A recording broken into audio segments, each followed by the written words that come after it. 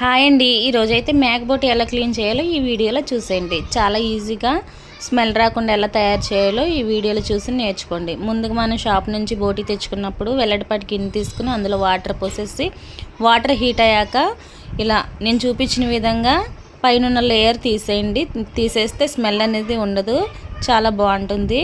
అలా లేయర్ తీసేసుకున్నాక వీటిని మళ్ళీ వేడి చేయాలండి.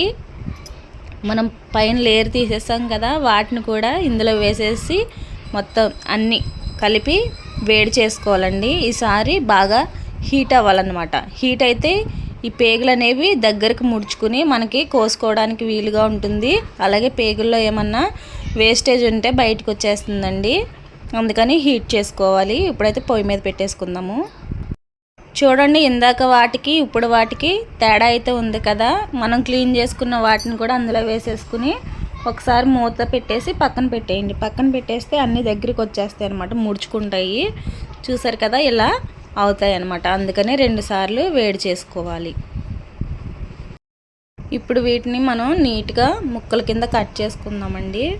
నేను చూపించిన విధంగా చేయండి, అస్సలు స్మెల్ అనేది రాదనమాట. చాలామంది ఏం చేస్తారంటే ఈ పేగులు ఉంటాయి కదండి, వీటిని మజ్జిగ చీల్చి అప్పుడు ముక్కల కింద కోస్తారు. అలా ఏం అవసరం లేదండి. లోపల అసలు ఏం ఉండదు. వేడి నీళ్ళలో వేసి మనం ఇలా ఉడికించుకోవడం వల్ల వేస్ట్ అంతా బయటకు వచ్చేస్తుందండి. మీరు ఈ పేగుల్ని వేడి చేసుకోకపోతే కోసుకోవడానికి వీలుగా ఉండదండి, తెగవన్నమాట, కట్ అవ్వవు ముక్కలు. అందుకని వేడి చేసుకోవాలి. ఒకసారి లేయర్ తీయడానికి వేడి చేయాలి, రెండోసారి ఇవి మొత్తం క్లీన్ అవ్వడానికి వేడి చేసుకోవాలి. మొత్తం 2 సార్లు వేడి చేసుకోవాలండి. స్మెల్కి అయితే ఈగలు వచ్చేస్తున్నాయి. బోటీ కదండి, స్మెల్ అయితే వస్తుంది. మనం నీట్గా చేసుకుంటే స్మెల్ అయితే ఉండదు. నేను చూపించిన విధంగా ఇలా అనంటే లోపల ఉన్న వేస్ట్ అంతా బయటకు వచ్చేస్తుందండి. పేగుల్లో అయితే ఏమి ఉండదు.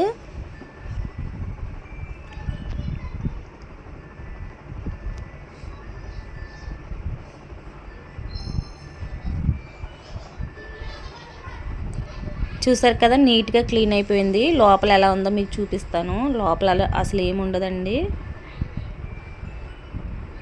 మొత్తం క్లీన్ అయిపోతుంది.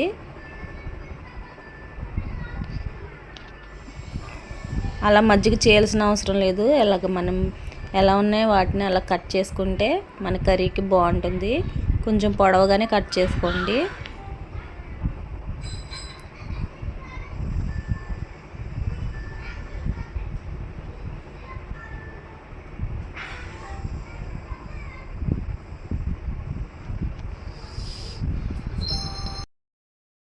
ముక్కలు పెద్ద పెద్దగానే కట్ చేసుకోండి. చిన్న చిన్నగా కట్ చేస్తే మనకి కర్రీ వండిన ఫ్రై చేసినా కానీ దొరకవు.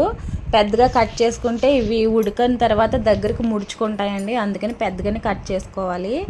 చూపించిన విధంగా పెద్ద పెద్ద పీసుల కింద కట్ చేసుకోండి.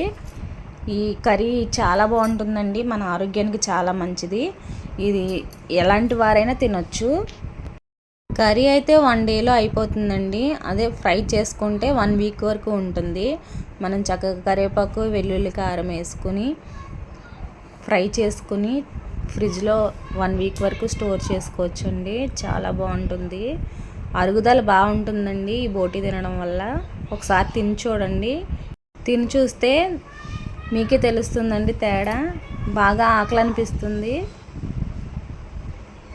ఇలా పెద్ద పెద్ద పీసుల కింద కట్ చేసుకోండి, బాగుంటుంది.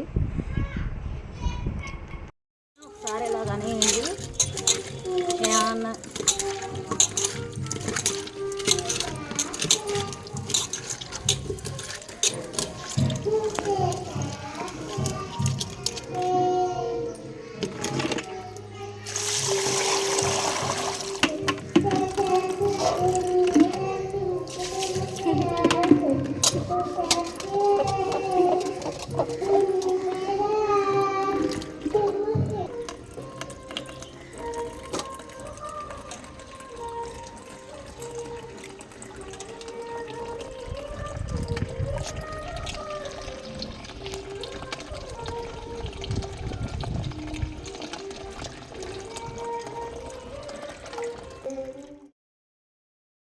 నేను చూపించినట్టు కడగడం వల్ల పైన వేస్ట్ అంతా వచ్చేస్తుందండి. మీరు వాటర్లో చూసినట్టయితే మీకు తెలుస్తుంది.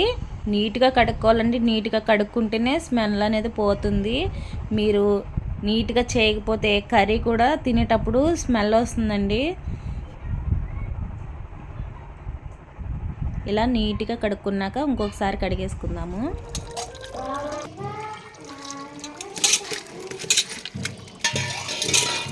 మళ్ళీ రెండోసారి కూడా ఇలా అనుకోవాలండి. పేగులే అన్నంటే వచ్చేస్తుంది. ఇలా అనుకోవడం వల్ల చూడండి మీరు వార్లంట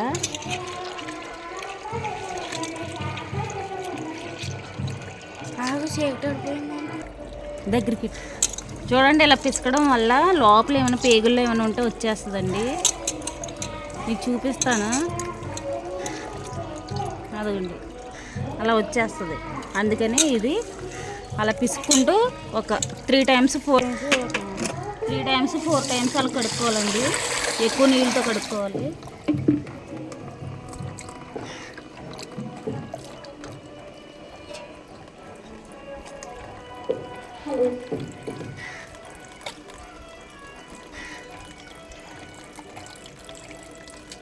అంటే ఇలా తెల్ల నీళ్ళు వచ్చేదాకా కడుక్కోవాలి. కడుక్కుంటా నీట్గా నీచు వాసన లేకోకుండా స్మెల్ లేకుండా శుభ్రమవుతుంది. ఇలా ట్రై చేయండి. ఈ వీడియో కనుక నచ్చినట్లయితే లైక్ చేయండి, షేర్ చేయండి, మన ఛానల్ని సబ్స్క్రైబ్ చేసుకోండి, బెల్ ఐకాన్ని క్లిక్ చేయండి. Thank you.